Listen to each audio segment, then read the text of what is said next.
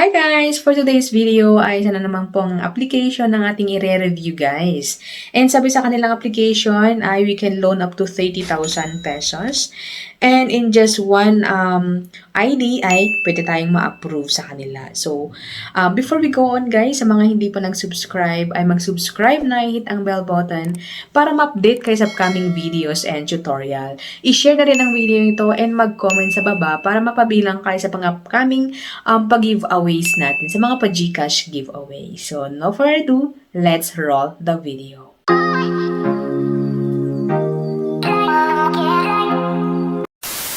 Welcome and welcome back to my channel. So for today's video nga guys is magre-review na naman tayo ng isang lending application. And sabi sa kanilang application guys ay pwede daw tayong umutang sa kanila up to 30,000 pesos. And in just 3 minutes guys ay pwede daw tayong ma-approve sa kanila.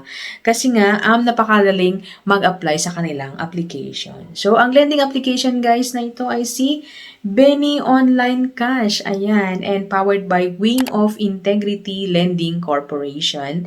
And meron silang 4.7 stars and 304 reviews. Ayan. Pwede pala nating ma-download guys ang lending application na ito sa Google Play Store. But wag muna kayong mag-download guys. Panoorin niyo muna ang video ito para makita niyo kung talagang OX ba sila or hindi. Ayan.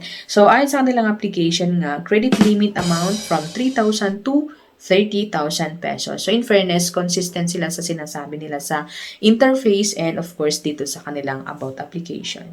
Loan term is 90 days and 180 days. Ayan.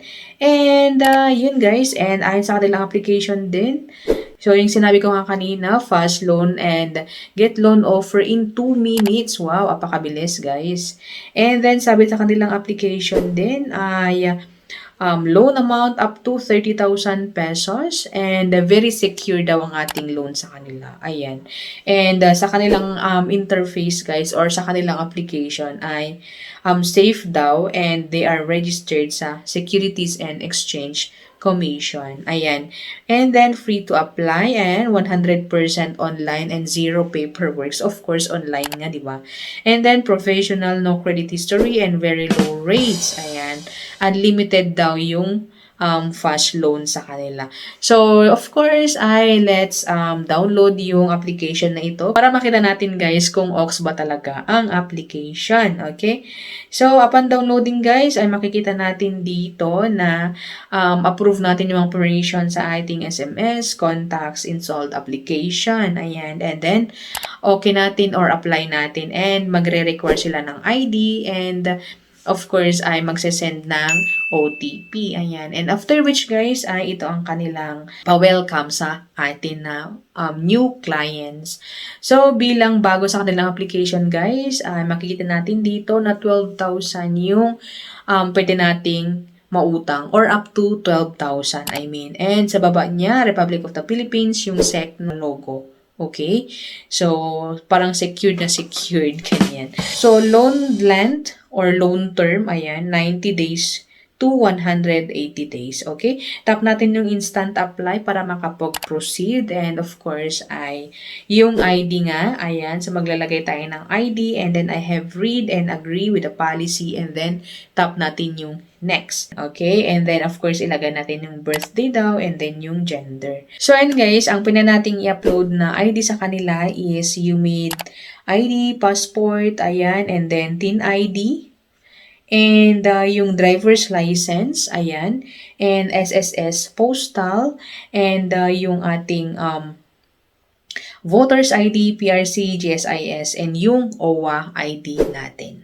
Ayan. And after which, guys, is yung personal information na natin. Ayan. So, marital status, education, residential, and yung email natin. Ayan. And after which ay yung work. Okay? So, company name, pay period, o yung kailan tayo magsasahod, ganyan. And yung salary natin, company phone, company address, ayan. And yung contact information.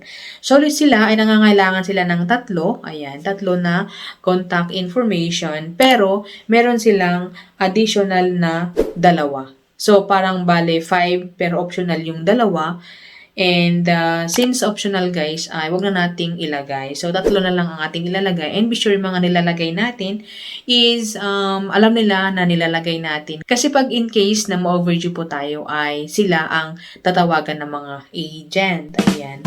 So, sabi dito, please erect the cell phone, place into portrait frame. Oh, ito na yung pa-ID ni Mayor. Ayan. So, pa-ID ni Mayor. And then, after which, guys, is next na natin. So, pagkatapos natin i-upload yung ID natin and yung facial recognition or yung pa-selfie, i-stop natin yung next. Ayan. So, in here, ay medyo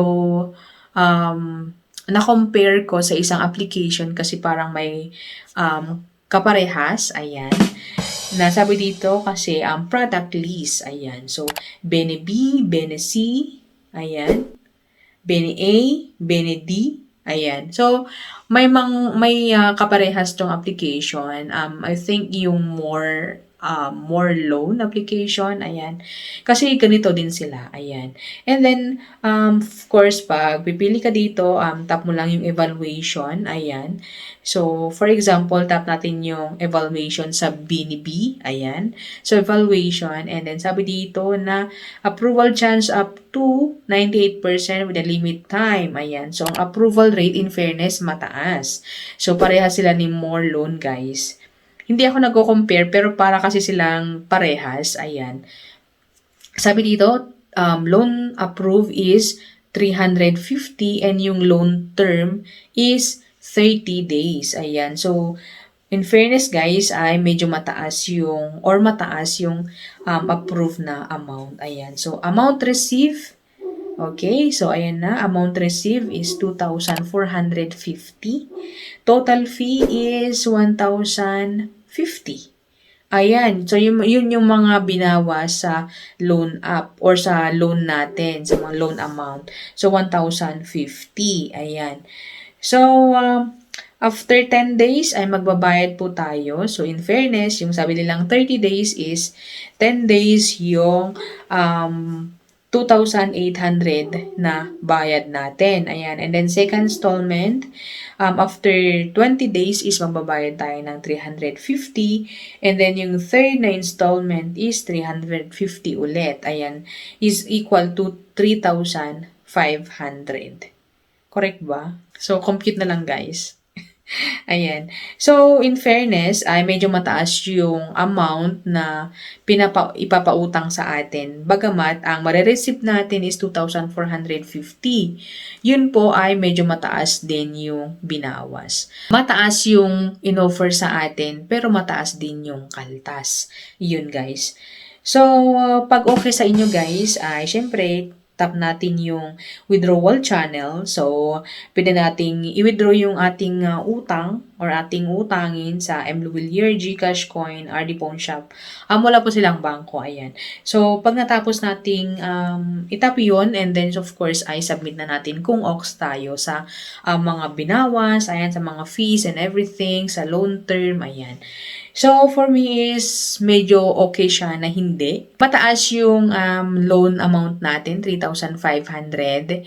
But, malaki yung kaltas pa rin. Ayan. Pero dito guys, ay maalala ko pala, hindi nila pinakita kung ano yung mga binawas. Basta sinabi lang dito na total fee. Ayan. So, ayun guys. And then, yung loan term nito is 10,000 or 10 days yung loan term. And kung susumahin nyo guys, yung first na installment ay bayad na tayo sa amount na na-receive natin. So, it's up to you guys kung gusto nyong itry or hindi guys. So, nasa inyo pa rin guys. Okay? So, yun guys. And I hope na nakatulong ang video ito sa mga naghahanap ng ang mauutangan online. And I hope na na-enlighten kayo. So, we'll see you on my next video. Bye!